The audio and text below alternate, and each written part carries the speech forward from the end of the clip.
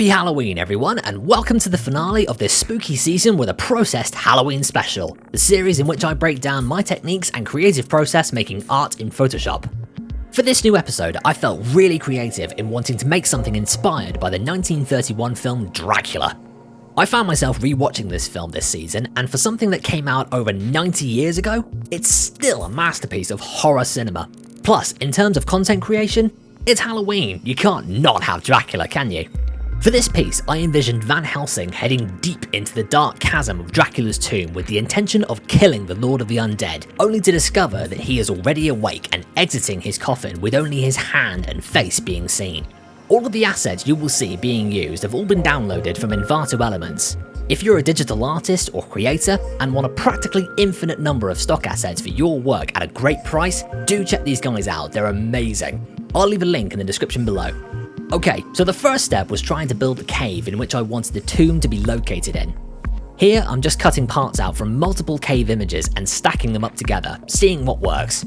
To get the cutout as accurate as possible on some parts of the rock, I used the pen tool to get those accurate curves and angles.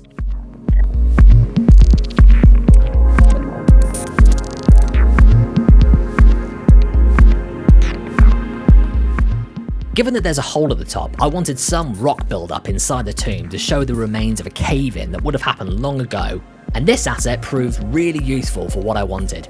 For this, I simply used the lasso tool to cut out the section that I needed.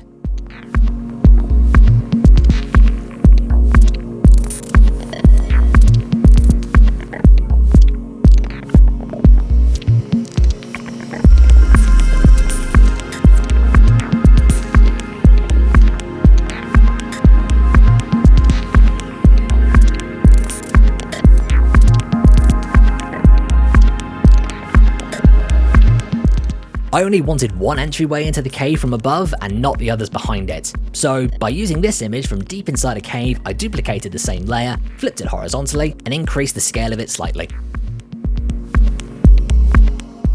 Now, I wanted a sand-like base for the cave. Using this desert image, I knew it would be great, but tweaking was needed. We'll follow up on this later.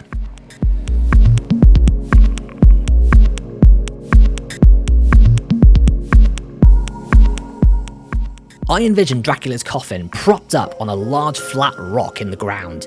Using this mountain image, I was able to select what part I needed, duplicate the layer and edit it like the cave asset prior, and then position it where I needed it to be. We'll follow up on the coffin in a bit.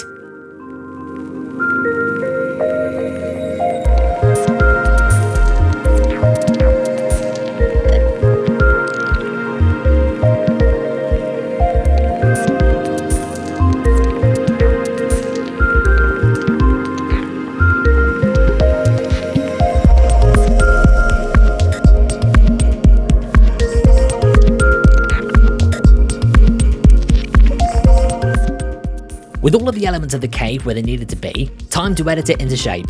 As I had a starry sky background behind all of this, I wanted to use it, which meant removing the blue sky from the cave asset.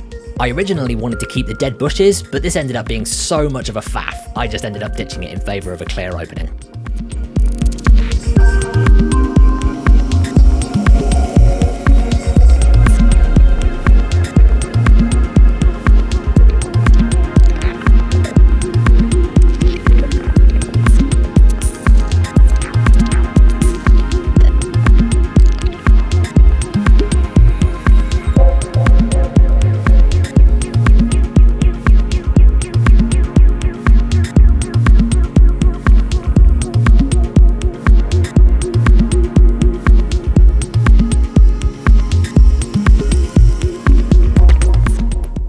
To the inner cave images, which will be the new tomb walls. Setting both layers to layer masks and my brush to black, I began blending them in with the first cave image. It looks like it's gradually becoming one location now.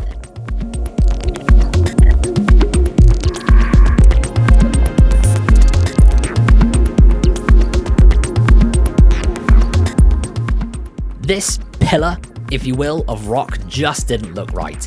I wasn't sure how to fix it or edit it into the rocky slope, but I knew this would be something that I would come back to if needed. I did try at least. The sand ground was easier to blend in with the rest of the cave. Using a layer mask and a decreased brush size, this made it a lot easier to get more detail out of it. It did get a little fiddly during the making process, but it got there in the end with a good result.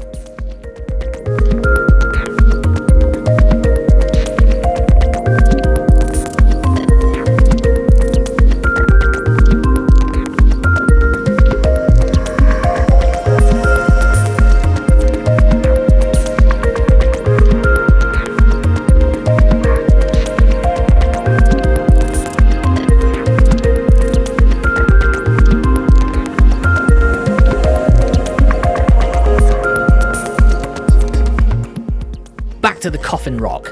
I wanted the two layers blended together to make it more believable as one piece of stone. This was the easy part. The not so easy part was blending it in with the sand. This did take a while.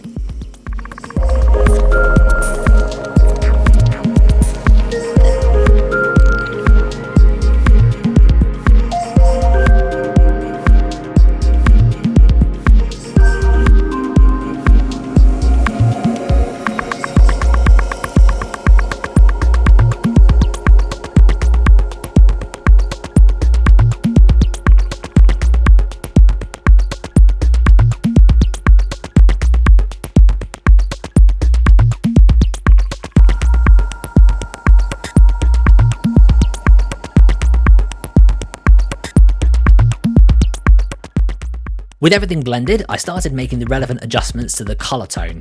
As it's Halloween, vampire themed, and set at night, I wanted very desaturated and steel blue colour tones to really emphasise that spooky horror vibe. Using hue and saturation, colour balance, and exposure, I was able to achieve this. Getting the levels right was a real challenge. The lighter exposure layers were actually quite key to this piece. I'll explain how later on.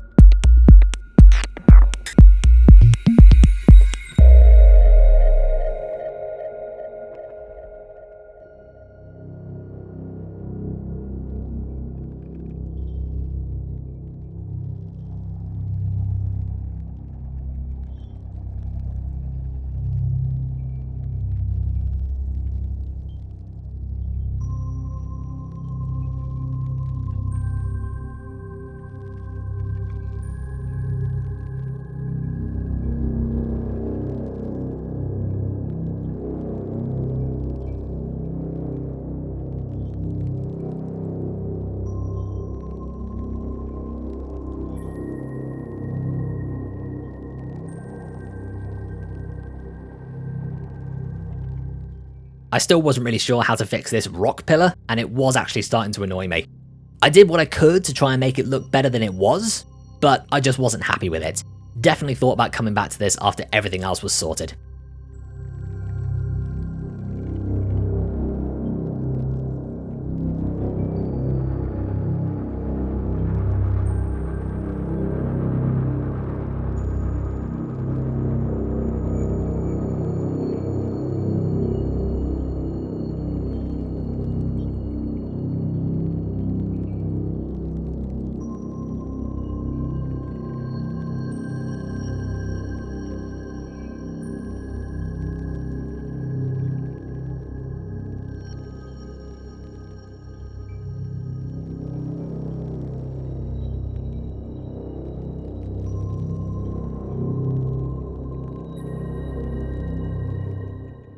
Now, this was the part of the artwork that I was really excited to get started on.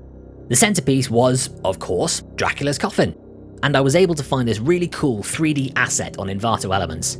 The chain element reminded me of how Dracula's coffin was done in the animated film Batman vs. Dracula, which is actually quite an entertaining watch.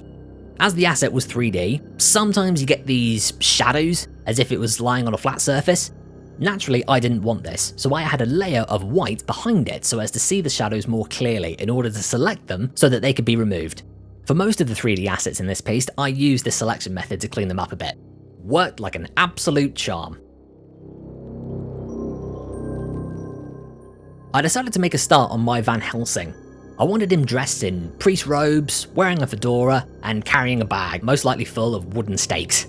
Naturally, the tomb is dark, so I wanted to give him a flaming torch, which you'll see in a second.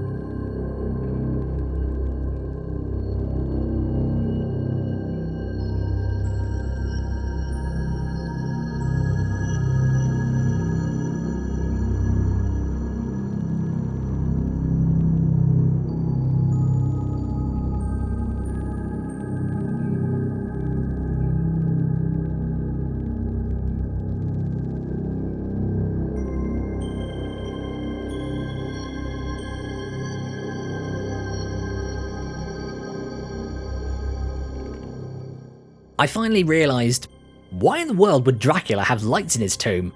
Luckily, this was an easy fix by filling the image in with black, and by using a soft brush, I could give the impression of a dark abyss within the tomb, whilst also getting rid of Dracula's unnecessary light bulbs.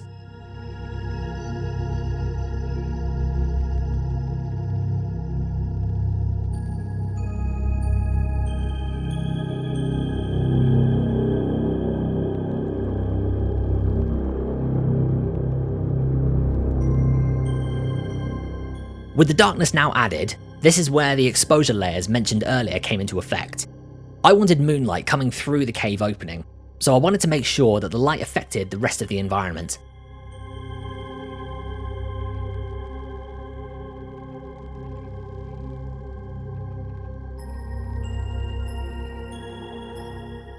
Yes, even with the exposure layers, that rock pillar was still annoying me. I swear, even when making this piece, that rock knew which buttons to push. Grr.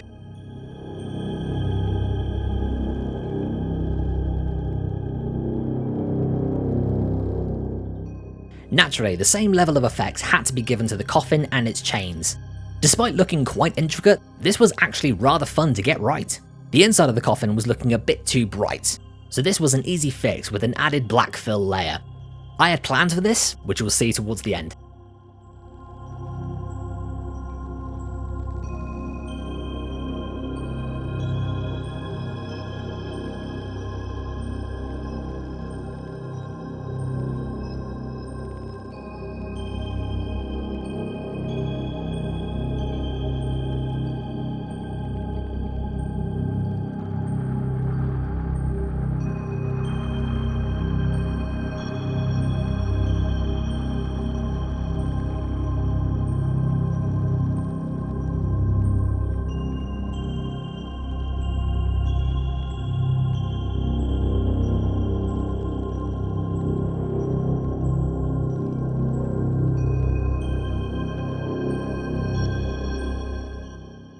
As I said, I wanted the light of the moon to shine through the opening of the cave, and so I found this great light ray graphic.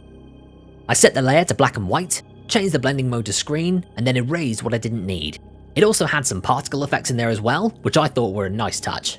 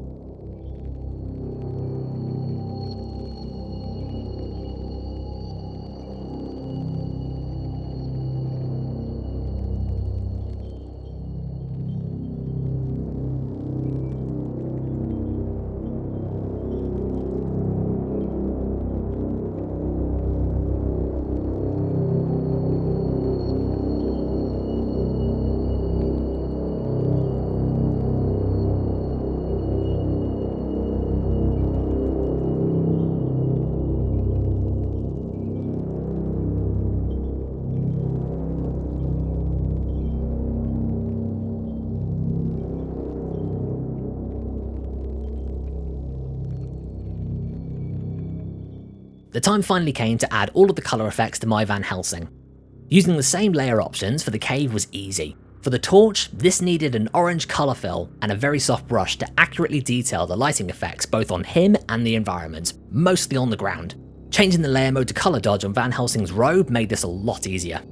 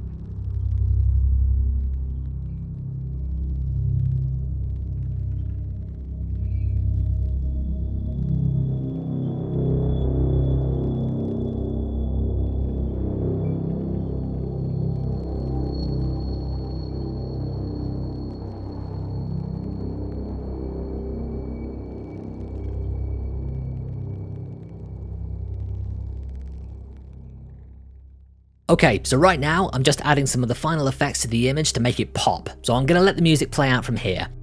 If you have enjoyed my Halloween videos, I'd love to know your thoughts in the comment section below, and if you'd like to see more content, be sure to hit that like button, subscribe to the channel, and click the bell icon so that you stay up to date when new videos drop. I'll catch you in the next video everyone, take care and happy Halloween!